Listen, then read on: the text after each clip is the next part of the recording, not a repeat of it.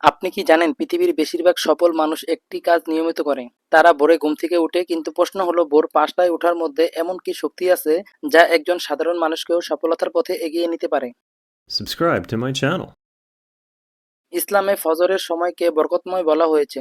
মহানবী সাল্লাল্লাহু আলাইহি সাল্লাম সকালে জেগে থাকার মধ্যে রহমত ও সফলতার কথা বলেছেন।